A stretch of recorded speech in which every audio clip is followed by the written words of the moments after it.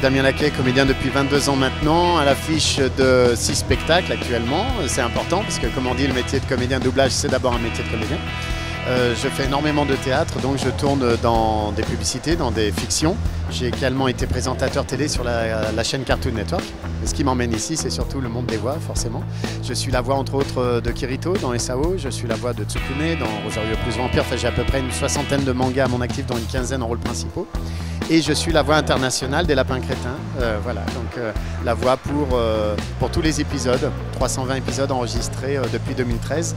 Pour tous les lapins, j'incarne tous les lapins pour toute la série et diffusés dans le monde entier. Donc il y a 105 pays de diffusion, je crois. Les lapins sont entrés dans ma vie, sont entrés dans mon sang, dans ma tête, parce que, comme encore une fois, je suis le seul comédien à faire tous ces lapins.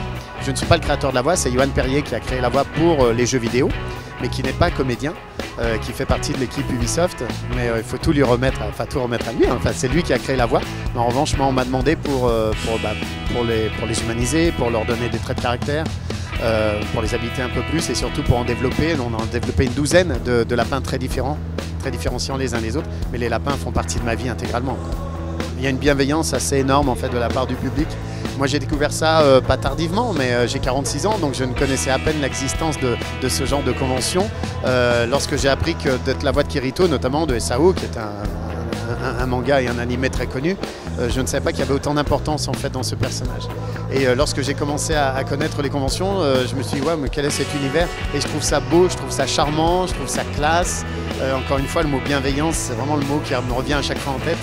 Et la rencontre avec le public est hyper importante pour moi. En règle générale, moi qui en plus suis quelqu'un de la scène, de rencontrer les gens après le spectacle, c'est même très très important. Et de les rencontrer ici, parce qu'il faut savoir que c'est un effet vase communicant, c'est-à-dire que nous ne serons absolument rien sans eux, et peut-être qu'eux ils seraient quand même sans nous, donc voilà, mais on leur doit toute l'attention et tout l'affect dont ils ont besoin.